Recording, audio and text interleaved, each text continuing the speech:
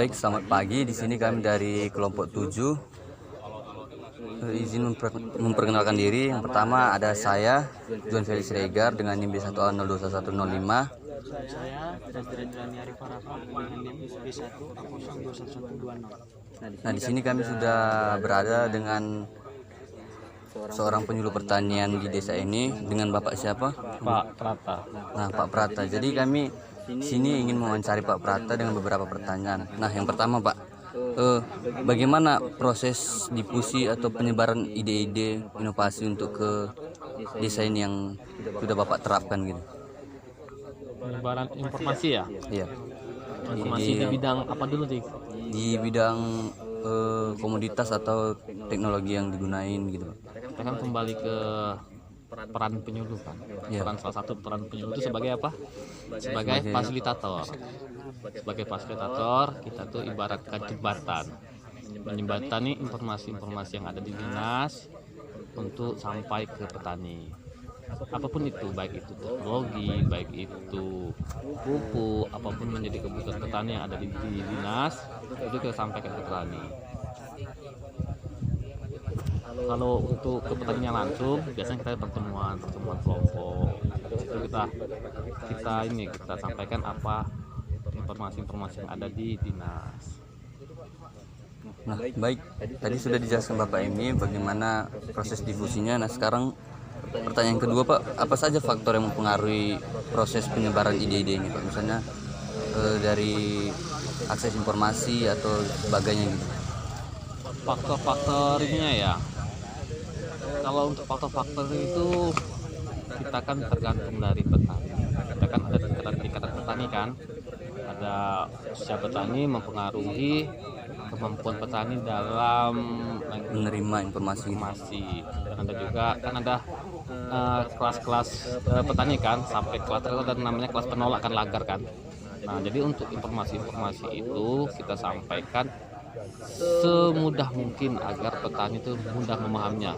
Misalkan dalam pemupukan pakai air ini 260 cc, kan nggak tahu. Jadi kita ambil Sederhananya ini gitu. pakai 14 gini fosforat seperti itu, sederhana.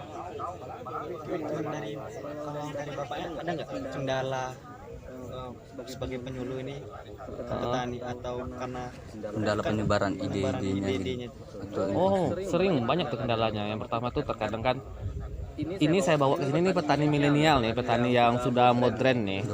Jadi mereka ini sudah bisa mandiri, petani mandiri.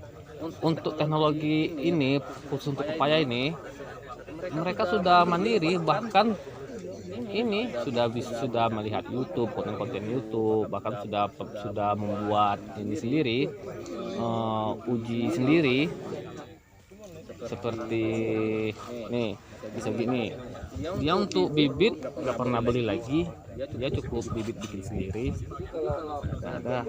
Jadi kalau untuk kendala-kendala kami itu terkadang memang ada miskomunikasi dari dinas sampai ke petani.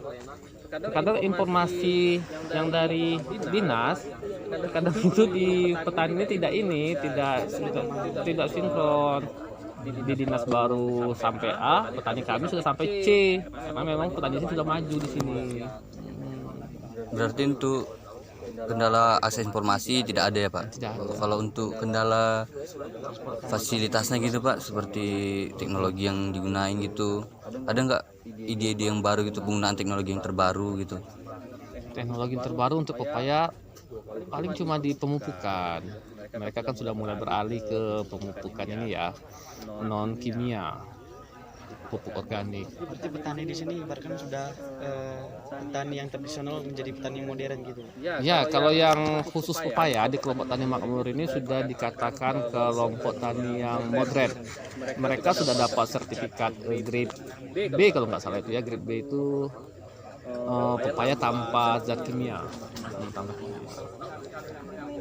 Nah, pertanyaan selanjutnya Pak, untuk strategi yang Bapak terapkan gitu apa Pak, supaya proses penyebaran ide dan inovasinya itu berjalan lancar gitu, supaya bisa dikatakan berhasil gitu Pak Sekarang ini kan inovasinya. petani sudah petani modern. mereka rata-rata sudah pegang Android.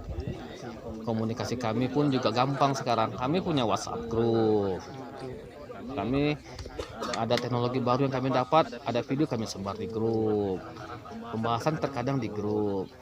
Jadi sekarang itu penyuluh sudah berubah cara pandangnya, tidak seperti dulu lagi. Penyuluh mengajarkan teknis mencangkul, teknis menanam, tidak lagi sekarang. Sekarang itu petani penyuluh itu lebih sebagai fasilitator, sebagai motivasi. Di situ fungsi penyuluh sudah berubah. Kalau di teori kan masih penyuluh sebagai guru katanya, penyuluh sebagai inilah itulah, tidak lagi sekarang.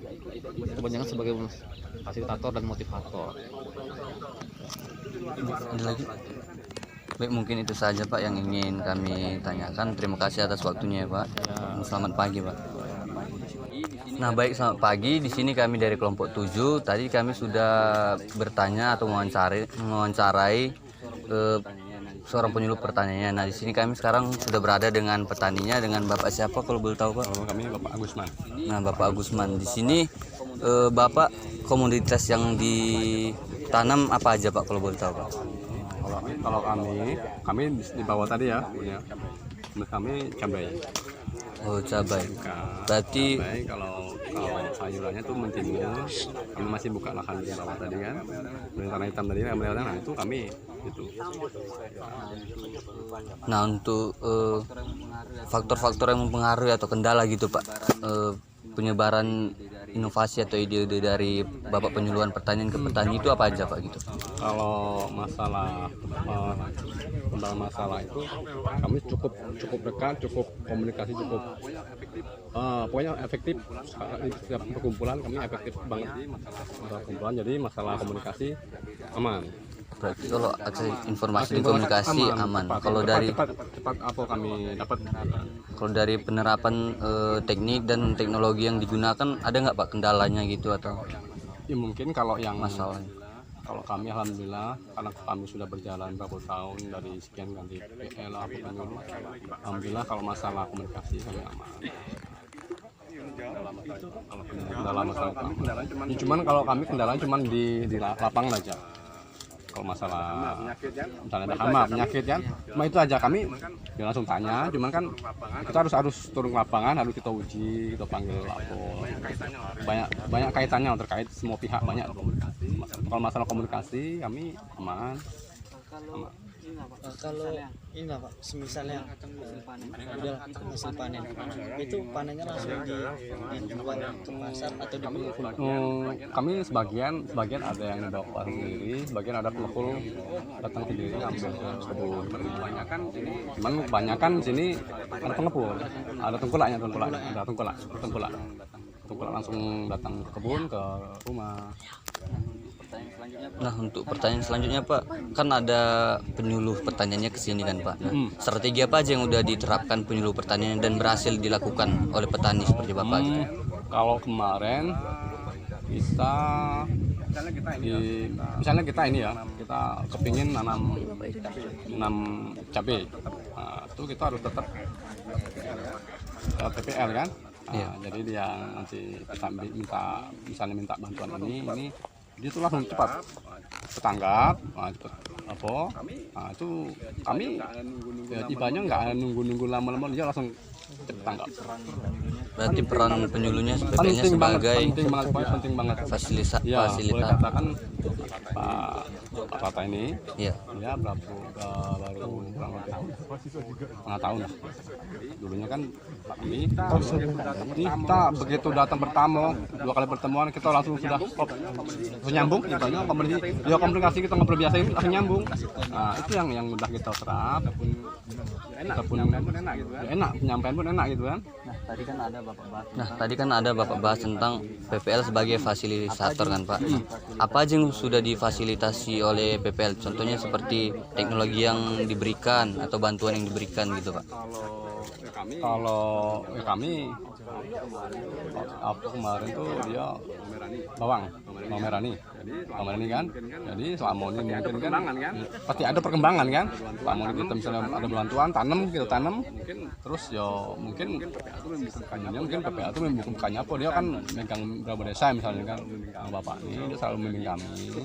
Jadi begitu kami ada program ini, dia langsung ya mungkin udah di sana kan, dia banyak kawan-kawannya entah apa bikin gedal misalnya kan, bikin gedal tiap 1 bulan sekali, kumpul kelompok kan ibaratnya kan. Nah itu kami sharing ini sambil sekolah kan. Nah itulah yang pertama. Kalau untuk Itu teknologinya Pak, atau misalnya alat-alat pertanian apa saja gitu Pak yang sudah alat-alat diterapkan? ini yang pertama kalau pupuk itu sudah tersalurkan lancar sampai ke kelompok. Kalau masalah mesin, alat-alat kami sudah cukup. Yang tadinya belum punya sama sekali, sekarang alhamdulillah sudah lengkap. Nah, itu berkat Bapak BPL penyuluh itu. Kalau kita punya kelompok tapi kita nggak ibaratnya sama BPL, kita nggak komunikasi nggak apa, itu susah.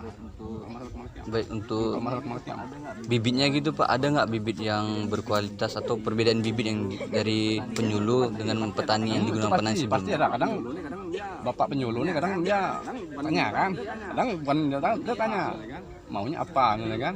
Nah, nanti misalnya kita mau minta ini, cuman kan dia sekedar nyalur. Kalau dia nyaran ini, dia minta ini, cuman kadang kalau turunnya beda, sana kita lihat pusat. Ada lagi mau ditanya? Baik, mungkin itu saja yang ingin kami wawancarai dari Bapak. Dengan ini di desa mana ya Pak? Desa Kasanglopa Desa Kasanglopa Alai. Baik, terima kasih. Mungkin itu saja yang ingin kami wawancarai atau tanyakan dengan Bapak petani. Mungkin itu saja lah. Terima kasih ya Pak. Iya, sama-sama. Salah satu peran penyuluh pertanian di sini yaitu sebagai fasilitator, karena akses informasi dari penyuluh ke desa ini sudah modern dan petaninya juga sudah mulai modern, jadi tidak ada kendala pada akses informasi maupun infrastruktur yang kurang memadai. Nah, Mungkin hanya itu saja yang bisa kami berikan dari kelompok kami. Kurang lebih kami mohon maaf. Kami akhiri. Wassalamualaikum warahmatullahi wabarakatuh. terima kasih.